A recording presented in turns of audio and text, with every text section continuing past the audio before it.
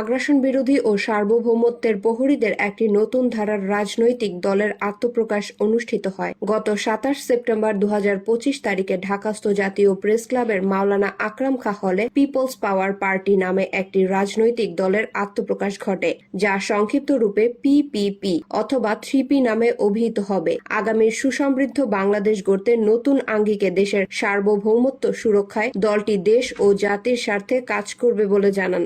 উক্ত পিপলস পাওয়ার পার্টি জনতার ক্ষমতা দল আত্মপ্রকাশ অনুষ্ঠান সঞ্চালনা করেন অধ্যাপক মোহাম্মদ ইমরান হোসেন খান ও অধ্যাপিকা সুমাইয়া ইয়াসমিন। উক্ত আত্মপ্রকাশ অনুষ্ঠান সভাপতিত্ব করেন জাবেদ আলী। অনুষ্ঠানের প্রধান বক্তা ছিলেন ইঞ্জিনিয়ার SM ফাহিম। দলটির ঘোষণাপত্র পাঠ করেন মেহেদী আনোয়ার পাটোয়ারি। দলের আত্মপ্রকাশ অনুষ্ঠানে স্বাগত বক্তব্য রাখেন ফয়সাল আহমেদ। সাংবাদিকদের প্রশ্নের উত্তরে ফয়সাল আহমেদ বলেন, বাংলাদেশের রাজনীতি করতে কোনো নিবন্ধন প্রক্রিয়ার প্রয়োজন হয় না, প্রয়োজন হয় মানুষের ভালোবাসার। বাংলাদেশে আগ্রাসন বিরোধী এবং সার্বভৌমত্ব সুরক্ষা, মব সন্ত্রাস, নৈরাজ্য, দুর্নীতি, সন্ত্রাসীদের প্রতিহত করতে জনগণকে নিয়ে মোকাবেলা করে দেশের শান্তি সমৃদ্ধি বজায় রাখার নামই হবে পিপলস পাওয়ার পার্টি, জনতার ক্ষমতা দল। জনস্বার্থে দেশের সার্বভৌমত্ব সুরক্ষায় অন্যায় অবিচার রুখে দিতে পিপলস পাওয়ার পার্টি জনতার ক্ষমতা দলে যোগদানের আহ্বান জানান দলের নেতৃবৃন্দরা। আসছে জাতীয় নির্বাচনে অংশগ্রহণ করবে কি না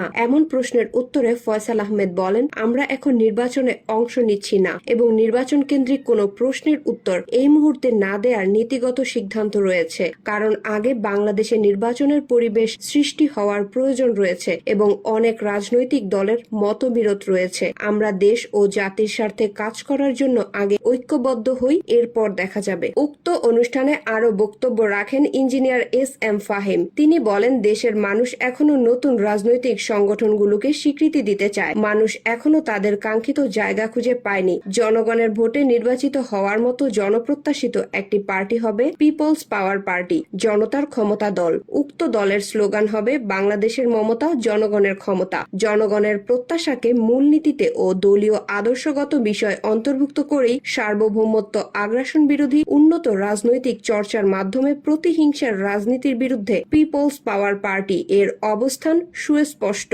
উক্ত সভার সভাপতি মোহাম্মদ জাবেদ আলী তার বক্তব্যে তিনি বলেন, গণতন্ত্র প্রতিষ্ঠা, ন্যায় বিচার প্রতিষ্ঠা এবং জাতীয় সার্বভৌমত্ব রক্ষায় আমরা দৃঢ়ভাবে কাজ করে যাব। দলের লক্ষ্য জনগণকেই রাষ্ট্রের প্রকৃত মালিক হিসেবে প্রতিষ্ঠিত করা। আজকের এই দলের শুভ সূচনা লগ্নে দেশের সকল শ্রেণী পেশার নাগরিকদের জন্য নতুন অধ্যায়ের দ্বার উন্মোচন করেছে। আমরা বিশ্বাস করি, ঐক্যবদ্ধ প্রচেষ্টার মাধ্যমে বাংলাদেশকে একটি ন্যায়ভিত্তিক, স্বনির্ভর ও দুর্নীতিমুক্ত সমৃদ্ধ রাষ্ট্র হিসেবে গড়ে তুলতে পারব। পিপলস পাওয়ার পার্টি জনতার ক্ষমতা দল আগামী 1 মাসের ভিতরে সারা দেশব্যাপী সাংগঠনিক কার্যক্রম সম্প্রচার করবে। এছাড়াও জুলাই বিপ্লবের মূল চেতনায় বিশ্বাসী উদ্দীপ্ত নেতাকর্মীদের নিয়ে কমিটি গঠন করবে। পুরো বাংলাদেশের মানুষকে জানান দিবে, পিপলস পাওয়ার পার্টি জনতার ক্ষমতা দল নতুন প্রজন্মের প্রত্যাশা পূরণে প্রস্তুত। এ সময়ে অনুষ্ঠানে আরো বক্তব্য রাখেন আত্মপ্রকাশকারী দলটির ডাক্তার হারুনুর রশিদ, মোহাম্মদ ইমরান হোসেন খান, প্রভাষক সুরাইয়া ইয়াসমিন। আরো বক্তব্য রাখেন আহমেদ হাসান হাফিজ, মোহাম্মদ উজ্জ্বল সহ প্রমুখ। উক্ত সভায় দলের পরবর্তী সাংগঠনিক কার্যক্রম পরিচালনার ক্ষেত্রে ডক্টর হারুনুর রশিদ, মোহাম্মদ জাবেদ আলী, মোহাম্মদ SM ফাহিম, মেহেদী আনোয়ার পাটোয়ারি, ফয়সাল আহমেদ, অধ্যাপক ইমরান হোসেন খান, অধ্যাপিকা সুরাইয়া ইয়াসমিন, মোহাম্মদ সালাউদ্দিন মজুমদার, অ্যাডভোকেট মহিউদ্দিন, মোহাম্মদ জসিমুল লতিফ ও মোহাম্মদ মাসুদ আলীকে নিয়ে 11 সদস্য বিশিষ্ট সুপ্রিম অ্যাডভাইজরি কাউন্সিলের নাম ঘোষণা করা হয়। উক্ত অনুষ্ঠানে দেশের প্রখ্যাত মিডিয়া সাংবাদিকগণ উপস্থিত ছিলেন। মালিয়া আহমেদ পায়েল, মাতৃভাষা টেলিভিশন, ঢাকা।